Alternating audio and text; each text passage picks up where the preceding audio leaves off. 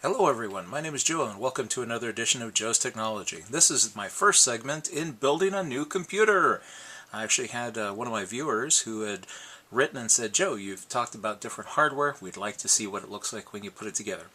Well, you see all the hardware unboxing videos that I posted recently, and these are it. Now that we've unboxed all the components and taken a look at them, it's time to put it together.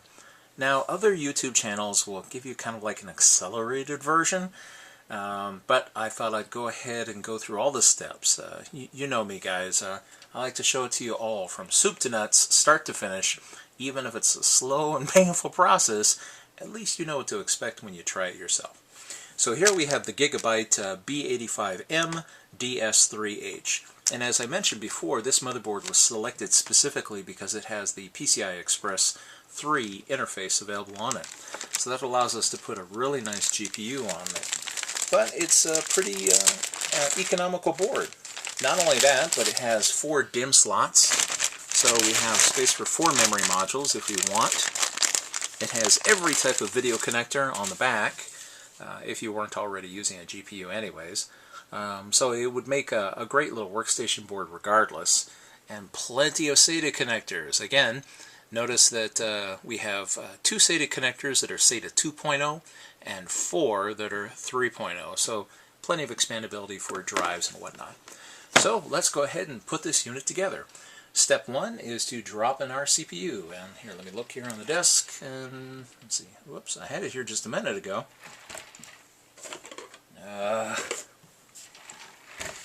Oh, there it is over here. Live and unscripted. Here we are. This is the Intel Core i3. Let's see, I believe this is a 4150. Yes, it is. So it's a 3.5 gigahertz processor. It has dual cores, and it supports hyper-threading, Intel's technology, so that it will take 4 processes all at once. So this is a great little value for the money, and that's why we're going ahead and drop it in here. Now, if you've been seeing the Pentium Anniversary Edition processors making a whole lot of news because they're really cheap, they're basically stripped down versions of the i3. They don't support hyper-threading. So, you know, you can get basically the same amount of cores and whatnot, minus a few features.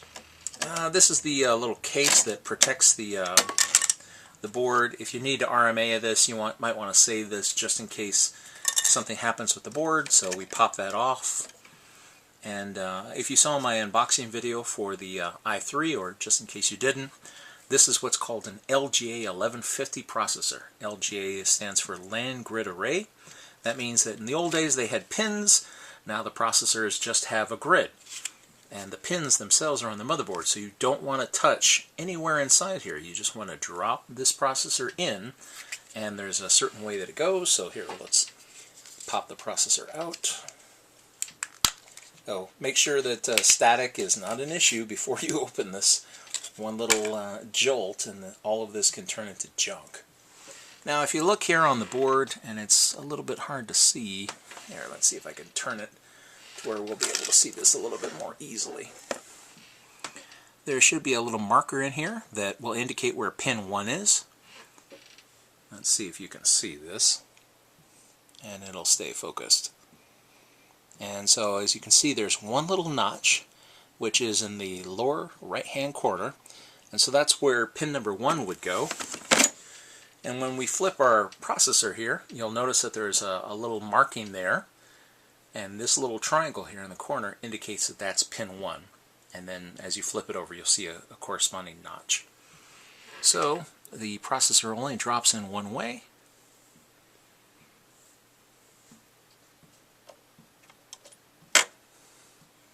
And it should require no force at all.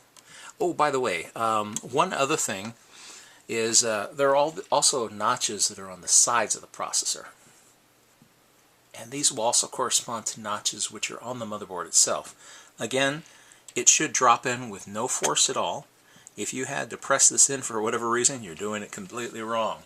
So the little notches here on the sides will line up, and you'll have the little tab here which indicates pin 1, and the processor is ready to go. You just drop it in there and it seats itself. Alright, now we close the little door, and this little locking plate goes on first. You want to make sure that these little teeth go underneath the screw. That screw locks it to the motherboard. This locking arm here, when you press it, you're going to feel like you're breaking something. It's probably going to make some noise. Here, let's see. But this is normal. It requires tension in order to stay in place, so don't worry. You're like pressing it, you're like, no, no, no, am I breaking it? Ah! Oh, and then there's a little pin down here that you lock it in there. And now the processor is firmly seated, and we're ready to put on our CPU cooler. So here, let me grab that.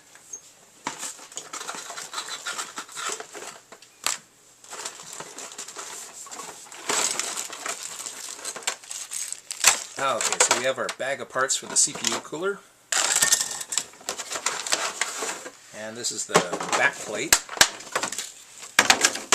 And if you saw the unboxing video earlier, we have a Cooler Master Hyper 212 Evo. So this is a nice big honkin' CPU cooler with plenty of radiators, because this computer is going to be going to a place where it's warm very often. So we don't want it to have any kind of problems with heat. And this should take care of it. The cooler will simply go on here, and it'll blow all of its air out. Or, well, actually, let's see, I wonder if Cooler Master intended to go the other way. I guess we'll find out here shortly. Yeah, there's enough clearance. It can go as a blower and then blow all of its heat out the back.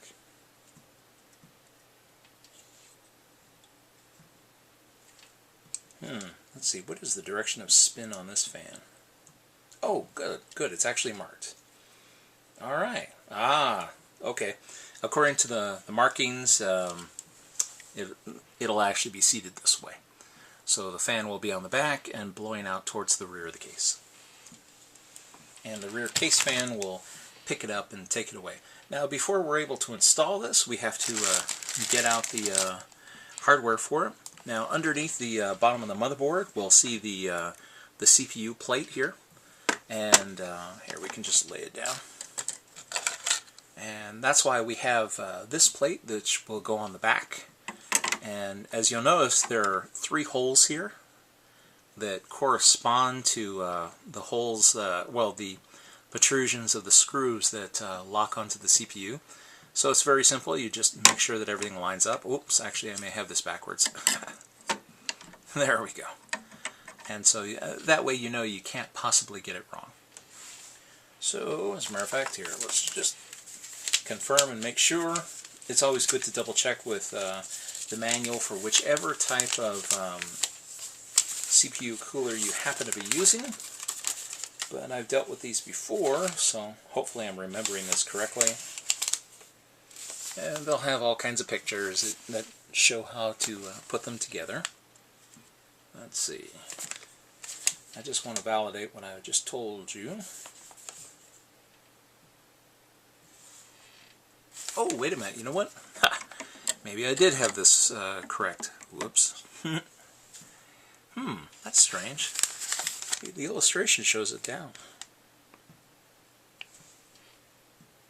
Oh, I guess it is.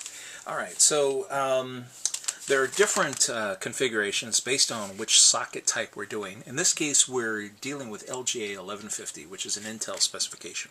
So we want to go through the instructions, find the instructions that are specific to the LGA 1150, and then follow that installation procedure. Because, as you see, there's multiple bits of hardware in the bag, the screw placements and hardware utilized will be different based on which socket type we select. Yeah, see, here's the AMD configurations. And you know what? Inside is, yeah, the LGA 1150 configuration. But yeah, in both cases it shows it is facing downwards, which was what I was thinking originally. Alright, so the 1150 is the one on the inside of this particular manual. Okay, so with everything down, now it's a matter of pulling out the scissor jack that goes on the top here. And let's see. H and K.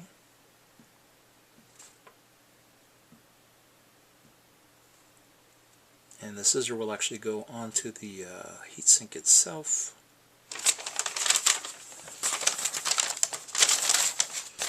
Alright, so we'll get out our little bag of screws.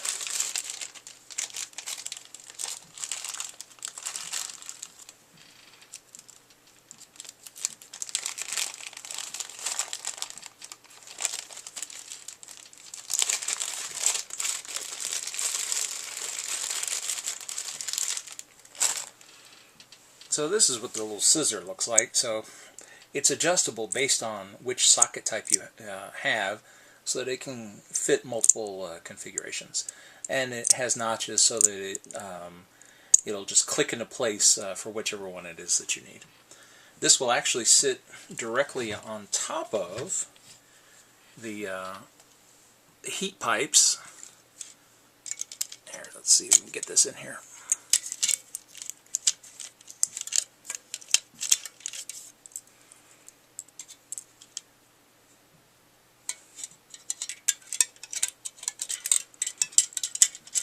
Come on, in you go without bending, please.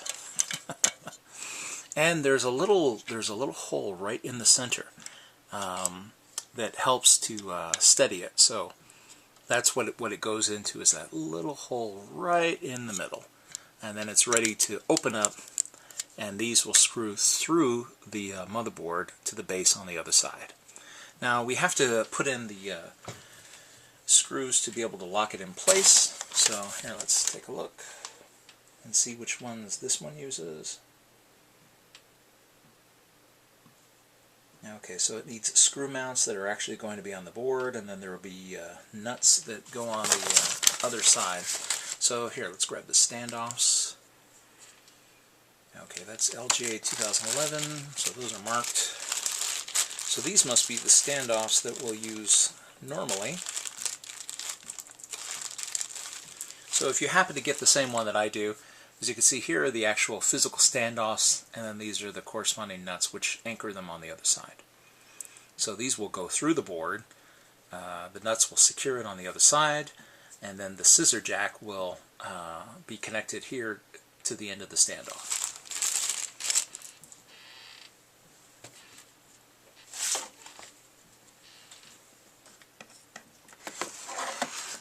The fun part. So, as you can see, we have 4 holes here on the motherboard itself. Whoops, oh, let me get this in the frame. 4 different holes, and these are where the standoffs are going to go into.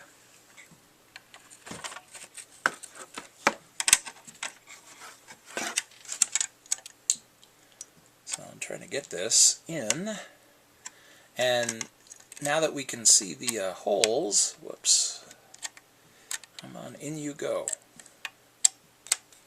Well, this thing's in a grumpy mood.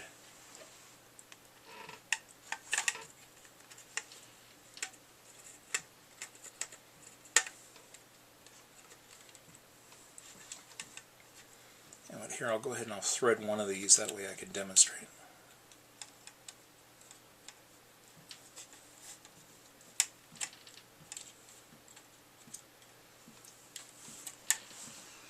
Okay, so I have one of them in.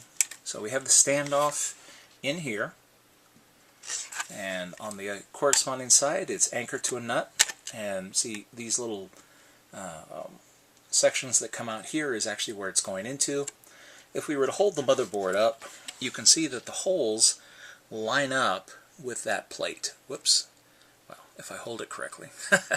So the standoffs, the nuts, will line up with the plate, and this is what the CPU cooler will be distributing its tension against, so that it's not damaging the motherboard.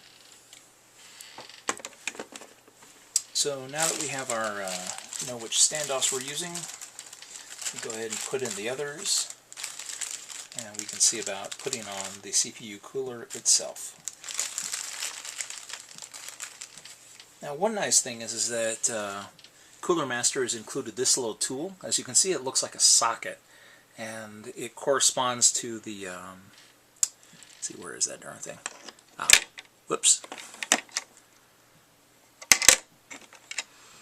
You'll notice that the socket fits perfectly over the standoff. But what's interesting about this socket is that it has a Phillips head on it, so you can use a standard Phillips screwdriver to socket this down.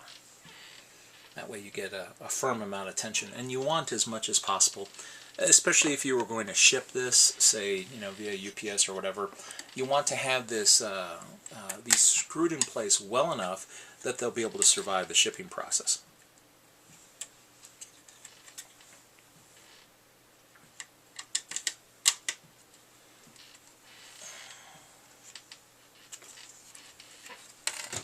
Here, let me hold it in front of the camera as best I can.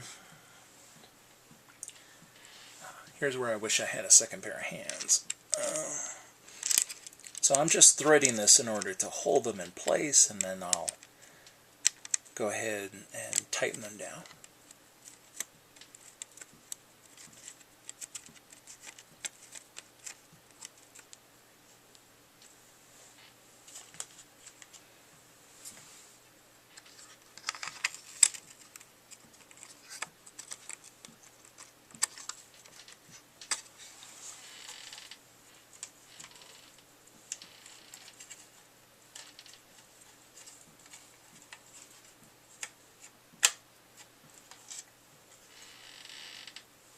Sorry guys, I'm trying to get as much of this on camera as I can, but some of these things you just have to fiddle with in order to get them into place. That's part of the reason why this video is complete in terms of showing everything from start to finish. Some people will put together computer building videos which make it look very simple. And in truth, it's really not that hard, but you are going to encounter these little things where you got to finagle stuff and jiggle it in order to get it in there. Like this darn screw, for some reason, doesn't seem to want to go through its nut. Gotta really twist it.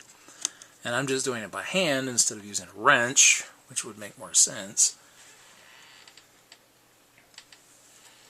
Okay, and time for our final standoff.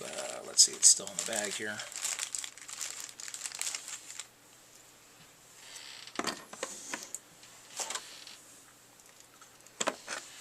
Let's see if we can at least get the final one on camera. Okay, there we go. Got it through.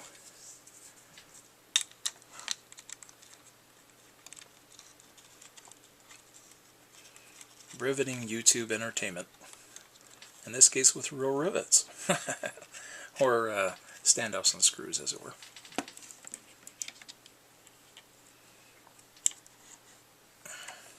Now you want to be careful as you're twisting these things. If you snap off any of these motherboard components, you see these capacitors here and these caps, that's pretty much it. The motherboard will be done.